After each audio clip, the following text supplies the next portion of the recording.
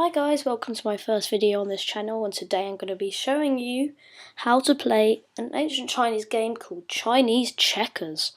It's like checkers as you would know it, but it does have its changes, so I'm going to show you how. Okay, so today I'm going to be playing the computer on this cool website, and I'm going to be playing easy so I can show you all the different moves that you can play on this game.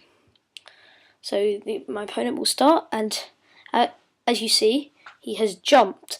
And now on this game, you are allowed to move your piece forward. So you could, as I'm just going to show you now, you can move it forward there. But you can also jump over pieces, and they don't always have to be your pieces. So for this one, he can jump over here into the space. Obviously, he can't jump, because if he jumps from here to there, he can't jump over this because he will get stuck there. You can only jump in to the space over the person in front of you. And if you have another one, say here, over this bit, you could jump to there and then over that to there, and you can keep going. So for my move, I'm going to move here.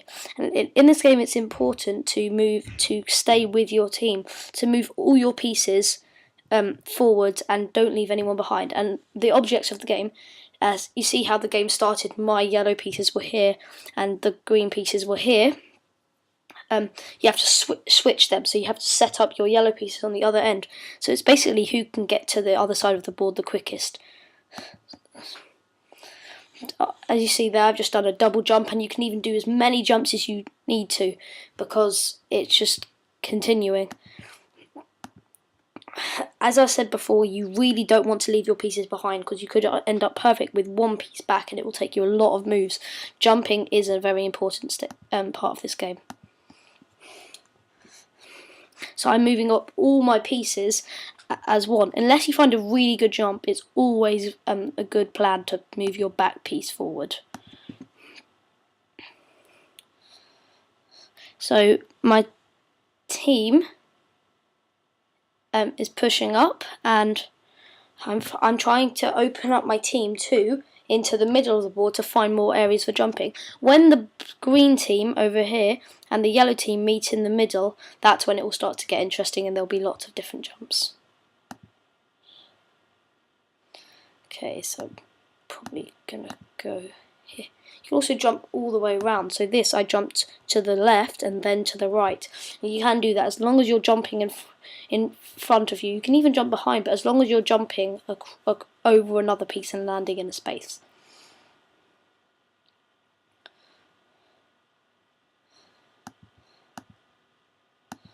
Okay, so I'm going to move my team forward. I do find it easy to do patterns in this game. You don't have to, but as long as you're pushing your team up together in like a strange pattern way.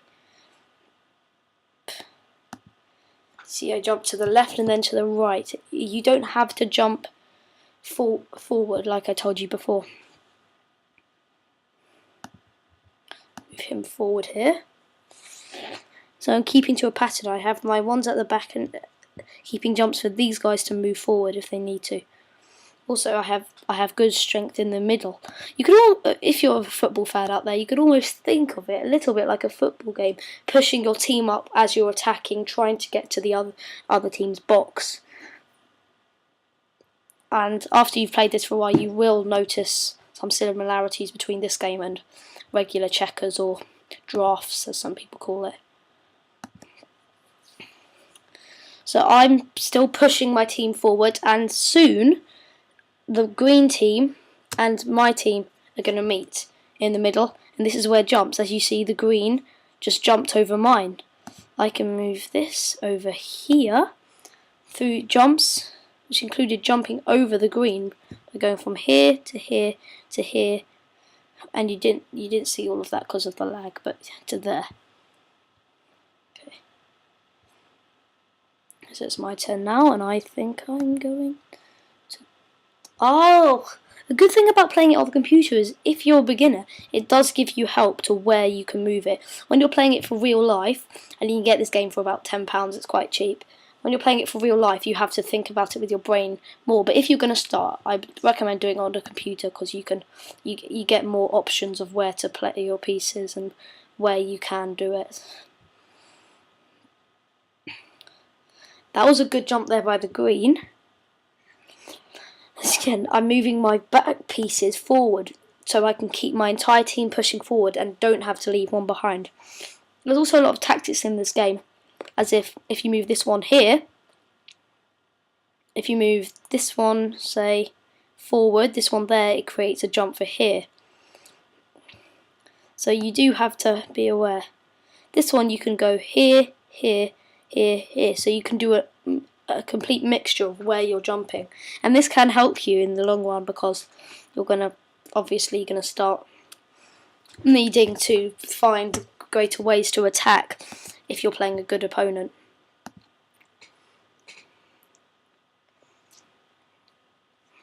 You can play this game with more than 2 players, as you see over here. You have colours, different colours, and you move your ball according to those colours. So like the green will start off in the green zone, and basically you can play it with as many people as you want. Although I would recommend playing it with an even amount of players, because if you're doing it with an even amount of players, you can have you can do like people crossing, instead of as if you had one here, one here, one there. This guy would have no one. He would just have to get through the middle. So, but you can, as I say, you can kind of do it anywhere. So as you saw there, I did jump a green, which is allowed, of course. And the green is doing something I would not recommend doing, leaving one right behind. And I'm always creating space for my back ones to move forward.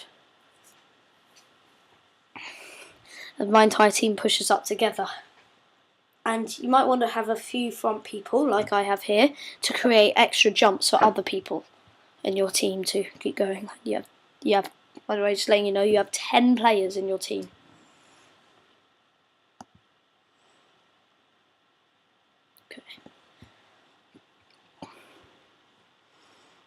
Okay, so it's my turn.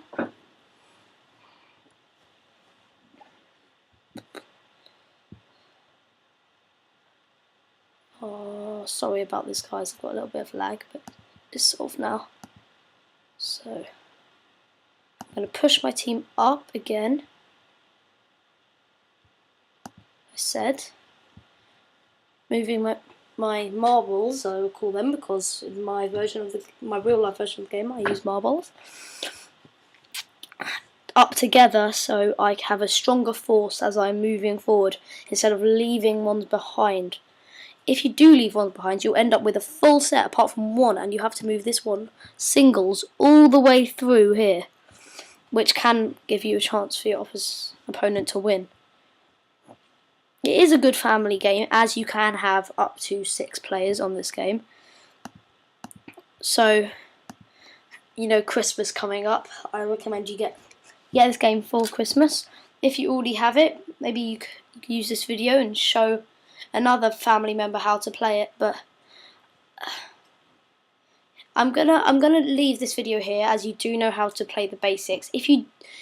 Comment below if you do want to see me finish this game, or you want to see me do other games, real life games, and also I will take recommendations for other games you want me to play. But apart from that, yeah, thanks for watching, and please subscribe, and don't forget to comment